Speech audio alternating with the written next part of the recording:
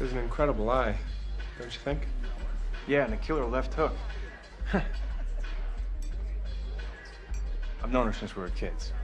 School? No, her mom worked with my dad sometimes, so we ended up hanging out a lot. You know, I was there when she got her first camera. That's interesting. So, It was a Nikon F5. She must have burned through 50 rolls of film in the first week. I mean, that was before everything went digital, of course. I still prefer analog myself. I mean, a pixel's a pixel, right? And who doesn't like the ability to fabricate a chroma schematic? I mean, that's... Paul. excuse me.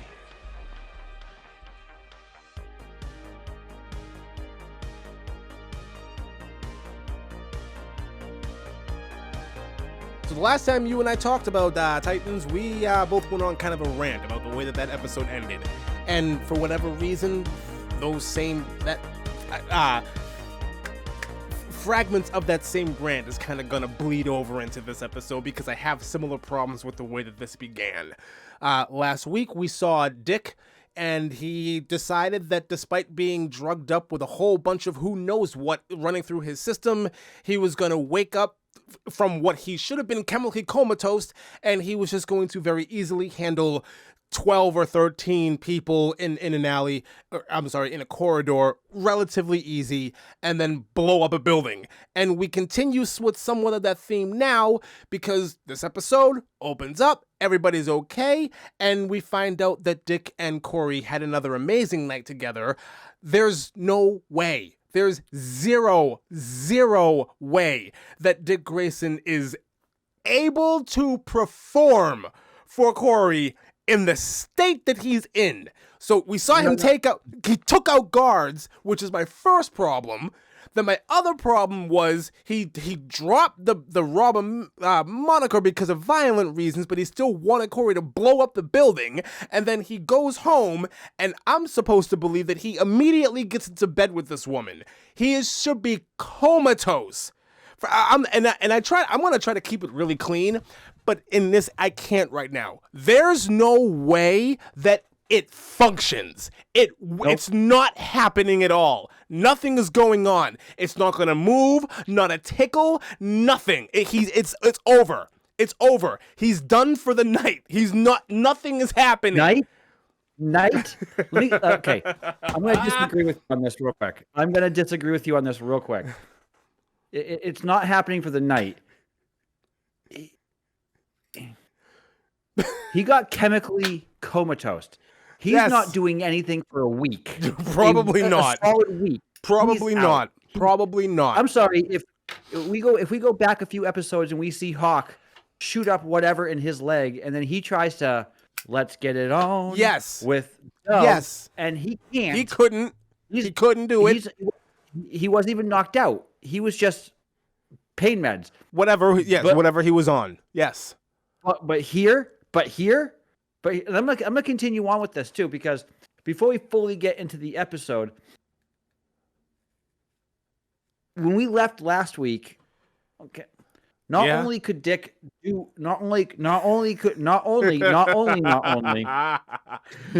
everything you just said. There's a lot wrong with this situation here. And first of all, I'm picking on Mr. Grayson because it's absolutely impossible for him to do what he did with the guards. It's even more impossible for him to be in bed with Corey.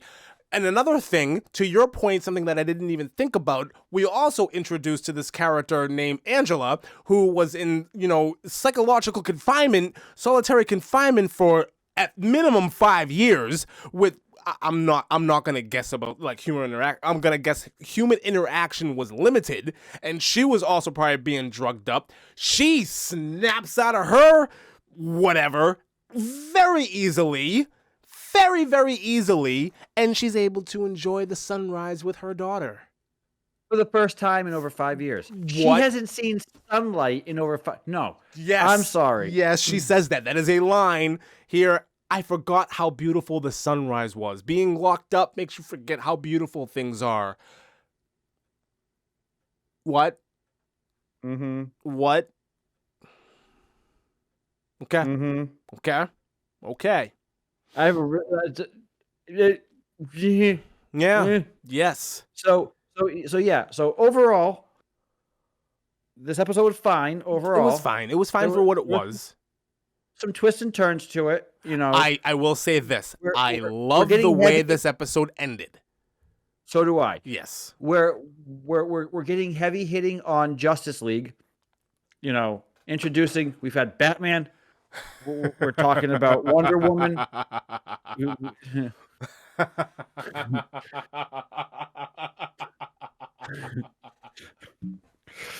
Okay. Diana. Donna. Really? You couldn't. Okay, so let's just talk about this character name for a second. We get introduced to a character named Donna, who is a sidekick of Diana. Can you be a little bit more original with what you name some of these characters? She claims to be her daughter. Really? Yep. Yep. Okay. Yeah. Okay. So on top of, so all that's fine. Justice League we're gonna be hitting. Yeah, sure. They need to introduce Cyborg before they introduce anybody else in. I agree with this. In this universe. I agree with this. So, with that being said, you're right, Angela. Angela. Okay, Angela. You have been drugged up for years. Mm-hmm. You've been locked up in a dark cell for minimum 5 years. 5 years. You have been kept from your daughter. You have been kept. They haven't let you talk to a single human being aside from themselves for minimum 5 years. Yep. You function fine. You apparently, two things needed to happen for her to snap out of this. The first one, see the tattoo on her daughter's back. Great. Yep. You're my daughter. I can walk away now. Second, doctor's orders, a good night's sleep. A good night's sleep. She wakes up and she is completely refreshed. She can enjoy the sunrise. Mm-hmm. Come on over, Gar. I can. Let me tell you, I haven't had human interaction for years, but I can tell you like my daughter. Really? Like you can't. No. Like this. Like if they're gonna do this, like I get you want to see this connection happen. What would change this whole thing is a little tag on the bottom of the screen that says 4 weeks later. Sure. Fine. Sure. Fine. Sure. Would have solved everything. Probably. But all I know is this is the next morning. This lady who has not seen her daughter since birth they are connecting like they've known each other this whole time. She can tell that this boy likes her daughter. She can read human emotion because she's been around it for the last. No, not at all. No. Like no. Nope. This. I'm sorry. Like no, it's perfectly fine. When they do stuff like this is the stuff that because it's a superhero or a comic book show, it's a common trope that these things happen. They just go, okay, boom. Like it's fine. Yeah. I hate it. No, I hate it too. I hate it. Listen, I will buy it if it's the hero with special abilities. If you're from a different world, if you're a mutant, if you fell into a vat of acid, I will buy this. Like this psychological switches on and off like that. Perfect. If it's just a person, a regular schmegular woman, absolutely not. Absolutely not. Aside from giving birth, and we know that because Rachel asks her at some point in the show, where does this come from? And she goes, your father's side. So we know that she has nothing. She got nothing going on. She's not special. Zero. She's not super powerful or whatever. Nothing. She is just a regular woman who was in solitary for 5 years. And she's fine.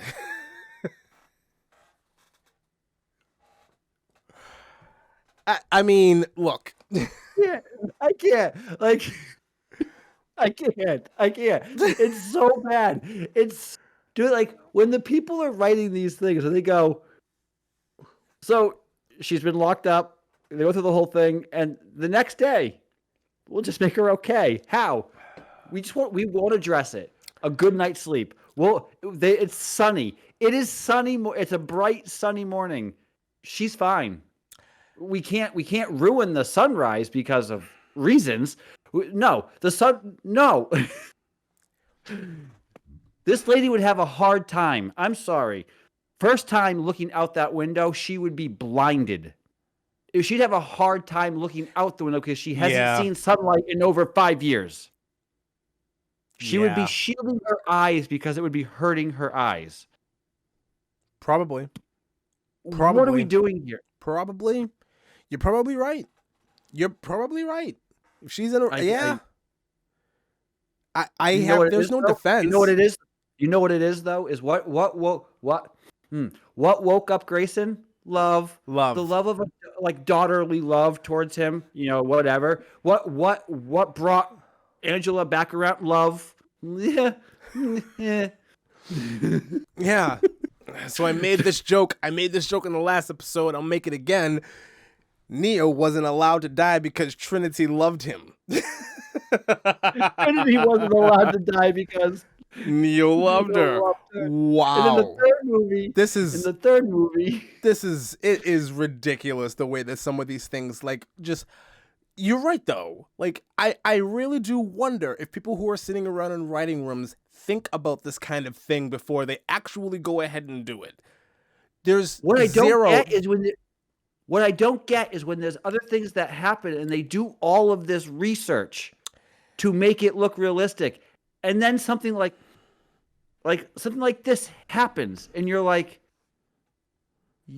all that research you did for this one scene. So we'll go back into it for a little bit. The Last of Us, $100 million TV show. They have $10 million per episode. $10 million minimum. Yes. $10 million because it's 9 episodes. Oh yeah, $100 million. So they have $11 million per episode. Sure. We want to make this as close as possible. So what are we going to do? We're going to cut out major scenes from the game so that we can spend the money on a real life giraffe that everybody thought was CG in the first place. Mm-hmm. So you did all this research for what? It doesn't line up with the rest of the story. When you're doing the storyline and you forget to make this part be as realistic as the rest of it, to a degree, one bad apple spoils the whole bunch. These things put bad tastes into people's mouths. Agreed. Granted, it's one or two things here and there. It's not like it's a Marvel Disney Plus thing where it's all over the place, but it still puts a bad taste in your mouth and you walk away going, ugh. Agreed. And it's so not. That's my rant. It's not okay. So when things like this happen, it completely takes you out of the element of the show. I'm gonna actually reference another show. I'm gonna reference a little show that maybe a lot of people know about. It was called Lost. I was a really big fan of Lost while it was running, and one of the biggest problems I had with that show is, why is everybody on this island so pretty?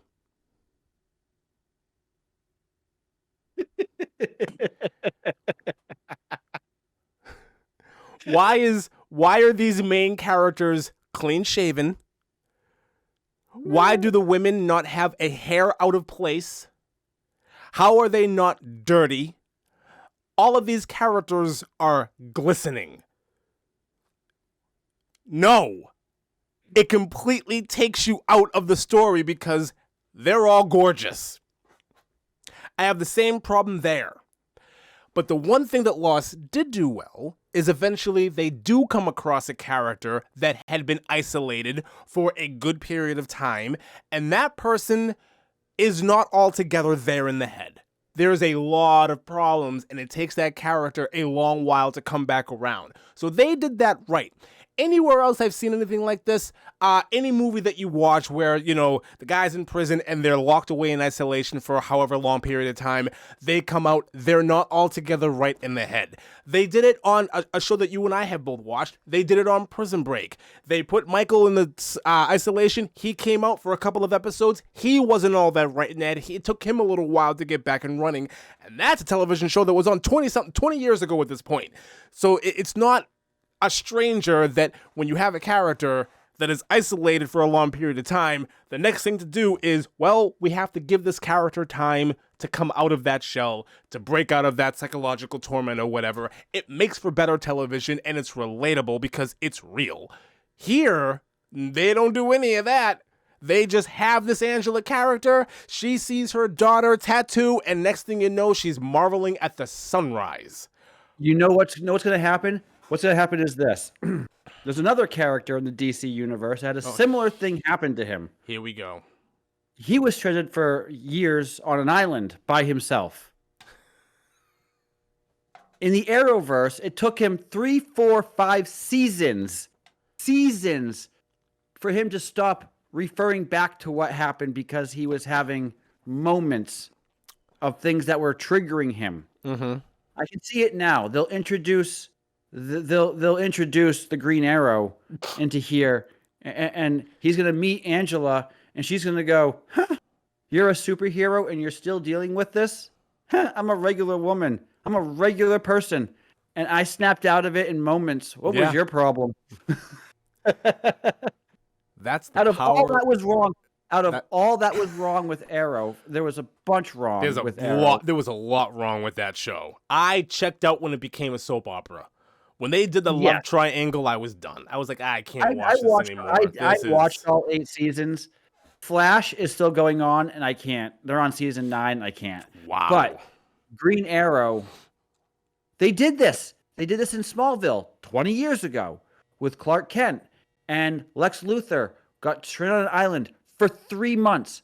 3 months. And it took him 6 episodes for him to snap back out of where he was at. Take this lady, moments. A good night's sleep. Yeah. A good night's sleep. And she's fine. And she's fine. She can have conversation. She has no social awkwardness with anybody.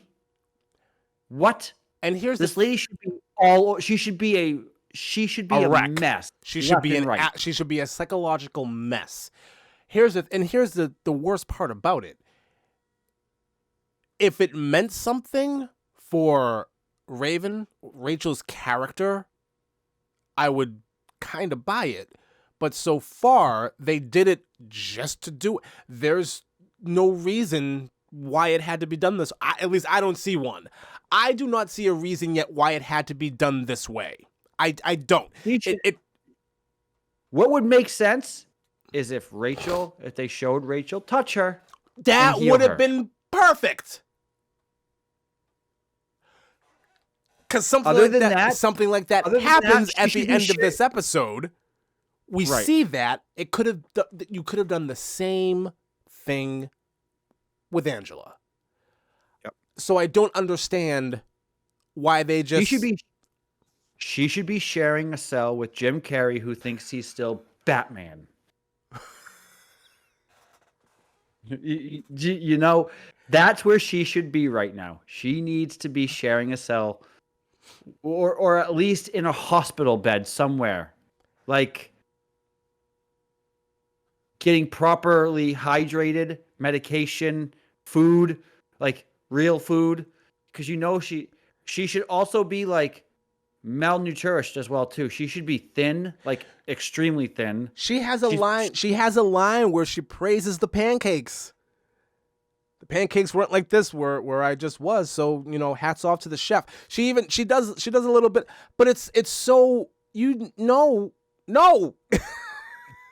No. And it's not, and the thing is, it's not just her, and it's not just the fact that, Dick and Corey had a good night. It's the fact that Dick Grayson is lucid. Forget everything else. Forget that he took out 12 guards. Forget that he performed for Corey. Forget all that. He wakes up in this bed and he is just lucid. He is so sober. It's to the point where I do not buy it. I don't care how much training you got from Batman. There's no way you're survive. Not well. You survived. I love it. Like he's sitting up in the bed. Yes. And she's laying there, and she's more groggy than he is. She's more out of it than he is. She's having a really hard time. She goes through this entire episode talking about how she can't get over what happened to her in the asylum. I'm sorry. I did not see you get pumped with a whole bunch of drugs that were going to chemically incapacitate you. All they did was cut your stomach a little bit and you healed. And they shoved a tube down your throat. Fine. You want to have, a thing. You shouldn't. Dick has no problem getting over the drugs. And Angela has no problem getting over 5 years of isolation. Corey, what is wrong with you? It's just, way to make one of your heroes, the heroine, way to make her look weaker than a human. Okay. That's what I have to say about that. Now, if there is a logical explanation for why the decision was made to snap Angela out of it right away, I can't wait to see it. I can't wait to see the explanation if it ever comes. But as of right now, this arc of both Angela and Dick Grayson, I'm not buying. I'm not buying any of it at all. I have a really big problem with that. Yep.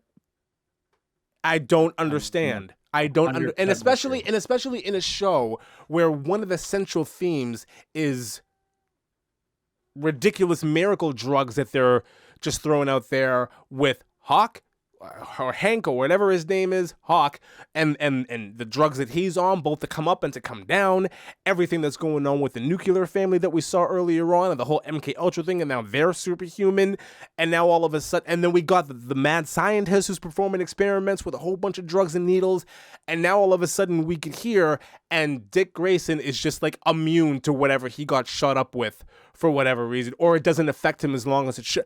I don't know what exactly they're trying to do with that. What are you trying to tell me here? It doesn't make a whole lot of sense. I really don't know what I'm watching anymore, but that is what it is. I maintain I am still enjoying the show through and through. I agree with you. Last week's episode that we watched, I thought was fantastic. It's my favorite episode of the season. For what this episode is, it does the job, and it builds to a very dramatic and satisfying end, and I like that. This section, though, this asylum storyline that they did, like smack dab in the middle of this thing, woof. Giant woof. And it just bleeds over into what this episode is. And wow. So to your point, though, the ending, I love the ending. Yes. I do have one issue with it. Okay. We'll get to it when we get there. But right. For sake of your health, why don't we get into the actual we're gonna episode? get into it. We're gonna get into it right now. Hey everybody, Lee from Black and White Reviews here. Just wanted to take a moment to thank you for tuning in, checking out our conversation. If you like this discussion and you want to hear more about this specific subject or other things, check us out on our podcasting sites, whether it's Spotify, Apple Music, or Google Podcasts. We're up on pretty much all of them. So thanks again for popping by, and be sure to like and subscribe. Thanks.